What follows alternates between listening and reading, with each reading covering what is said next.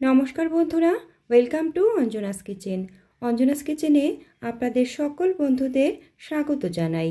সবাই আশা করি বেশ ভালো আছেন, আমিও বেশ ভালো আছি। রোজকার মতন আজ আবারও একটা নতুন রেসিপি নিয়ে আপনাদের মাঝে হাজির হয়ে গেলাম। আজ আমি তৈরি করব কাঁকরোল পোস্ত। বন্ধুরা, এরকমভাবে একবার কাঁকরোল পোস্ত তৈরি করে দেখবেন, গরম গরম ভাতের সাথে খেতে জাস্ট জমে যাবে। যারা কাঁকরোল খেতে পছন্দ করেন না তারাও আঙুল চেটেপুটে খাবে। বন্ধুরা, ভিডিওটি শেষ পর্যন্ত দেখবার জন্য আপনাদের কাছে আমার অনুরোধ রইল। তো দেখে নেওয়া যাক আমার এই আজকের কাঁকরোল পোস্তের রেসিপিটি। এর জন্য আমি 800 গ্রাম মতন কাঁকরোল নিয়েছি। কাঁকরোলগুলো ফ্রিজে 2-3 দিন ছিল, তাই কাঁকরোলগুলো একটু কালারটা এরকম হয়ে গেছে।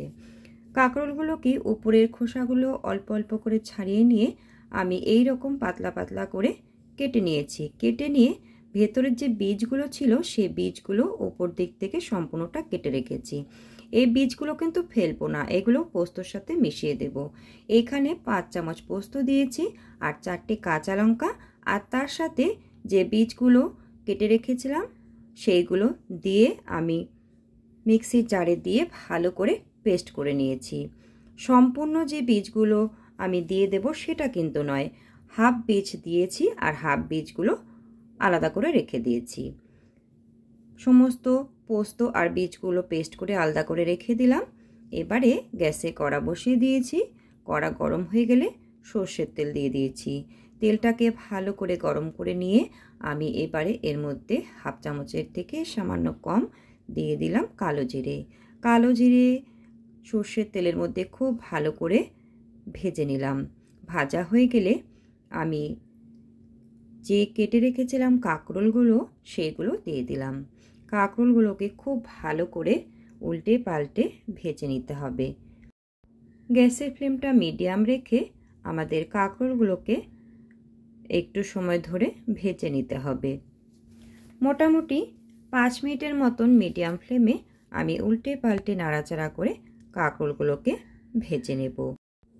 এবারে এর মধ্যে দিয়ে দিচ্ছি পরিমাণ মতন লবণ আর দিচ্ছি পরিমাণ মতন হলুদ গুঁড়ো। লবণটা কিন্তু আমি একবারেই দিয়ে দিলাম, আবার নতুন করে লবণ দেব না। লবণ হলুদ দিয়ে খুব ভালো করে নাড়াচাড়া করে মিশিয়ে দিয়ে আমি আরও একটু সময় কাঁকরোলগুলোকে ভেজে নেব। এই কাঁকরোলগুলো কিন্তু হাই ফ্লেমে ভাজা যাবে না, মিডিয়াম ফ্লেমে একটু সময় হাতে নিয়ে বারবার করে উল্টে পাল্টে কাঁকরোলগুলোকে ভেজে নিতে হবে। কাঁকরোলগুলো কিছুটা ভাজা হয়ে এসছে, আরও মোটামুটি একটু সময় ধরে উল্টে পাল্টে নাড়াচাড়া করে কাঁকরোলগুলোকে আমি ভেজে নেব। এই কাঁকরোল ভাজার সময় একটু টাইমটা বেশি লাগবে। দেখুন কাঁকরোলের কালারটা অনেকটা চেঞ্জ হয়ে এসছে। কাঁকরোলগুলো কিন্তু আমাদের খুব ভালো করে ভাজা হয়ে গেছে।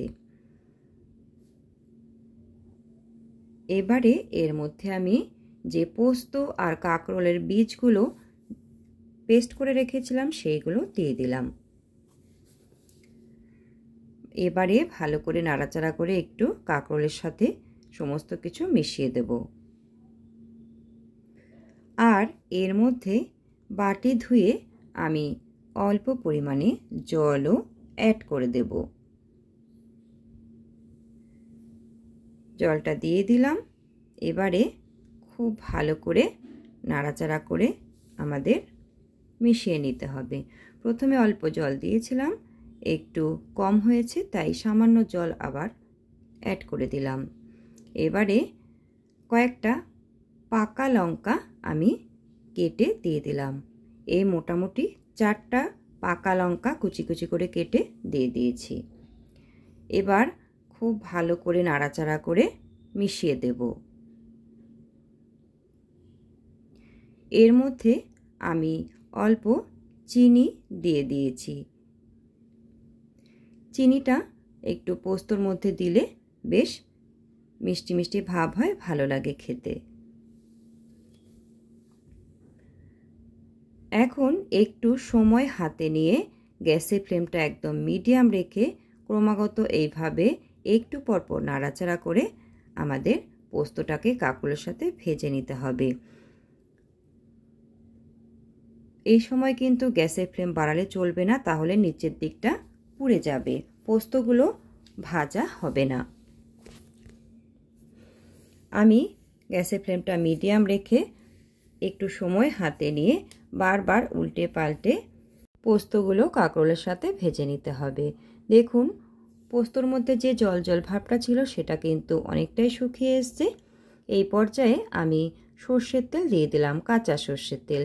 এখানে 3 চামচের মতন কাঁচা সর্ষের তেল আছে। তেলটা দিয়ে খুব ভালো করে নাড়াচাড়া করে মিশিয়ে নিয়ে আরও একটু সময় ধরে ভেজে নিতে হবে, যাতে করে আরও একটু ঝুরঝুরে ভাব হয়ে আসে। এই সময় একটু ধৈর্য সহকারে আমাদের নাড়াচাড়া করে উল্টে পাল্টে ভেজে নিতে হবে। বারবার উল্টে পাল্টে পোস্তগুলোকে কাঁকরোলের সাথে ভেজে নিতে হবে। একটু শুকনো শুকনো ভাব হলে এর স্বাদটা ভালো হবে। অনেকটাই কিন্তু শুকনো শুকনো ভাব হয়ে এসছে। আমাদের কাঁকরোল পোস্ত রেসিপিটি মোটামুটি শেষ পর্যায়ে চলে এসেছে। আরও একটু সময় একটু নাড়াচাড়া করে উল্টে পাল্টে আমি গ্যাসের ফ্লেমটা বন্ধ করে দেব। পোস্তগুলো একদম শুকনো শুকনো ভাব হয়ে এসছে। এবারে আমি গ্যাসের ফ্লেমটা বন্ধ করে দেব। আমাদের কাঁকরোল পোস্ত সম্পূর্ণভাবে রেডি হয়ে গেল। এবারে কিছুক্ষণ সময়ের জন্য ঠান্ডা করে নিয়ে আমি পরিবেশন করবার জন্য অন্য একটা পাত্রে তুলে নেব। দেখুন বন্ধুরা কতটা লোভনীয় লাগছে দেখতে। এই রকম একটা কাঁকরোল পোস্ত হলে গরম গরম ভাতের সাথে খাবারটা কিন্তু একদম জমে যাবে। এবারে আমি অল্প অল্প করে অন্য একটা পাত্রে তুলে নিচ্ছি। বন্ধুরা আমার এই কাঁকরোল পোস্ত রেসিপিটি আপনাদের কাছে কেমন লাগলো অবশ্যই জানাবেন। আর হ্যাঁ বন্ধুরা, আপনারা অবশ্যই বাড়িতে এই রেসিপিটি ট্রাই করে দেখবেন। গরম গরম ভাতের সাথে কিন্তু খুবই ভালো লাগবে। আর আপনারা যদি এইরকমভাবে আমার মতো করে কাঁকরোল পোস্ত বাড়িতে বানিয়ে থাকেন, তাহলে আপনাদের খেয়ে কেমন লাগলো অবশ্যই আমাকে কমেন্ট বক্সে জানিয়ে দেবেন। আপনাদের দেওয়া সুন্দর সুন্দর কমেন্ট আমাকে নতুন নতুন ভিডিও বানানোর উৎসাহকে আরও অনেকটা বাড়িয়ে তোলে। আজকের মতন এখানে শেষ করছি। আবারও দেখা হবে অন্য কোনো রেসিপিতে বা অন্য কোনো দিনে। এতক্ষণ আমার পাশে থেকে আমার সম্পূর্ণ ভিডিওটা দেখবার জন্য আপনাদের সকল বন্ধুদের জানাই আমার তরফ থেকে অনেক অনেক ভালোবাসা ও অসংখ্য ধন্যবাদ। সবাই খুব ভালো থাকবেন, সুস্থ থাকবেন। আজকের মতন টাটা।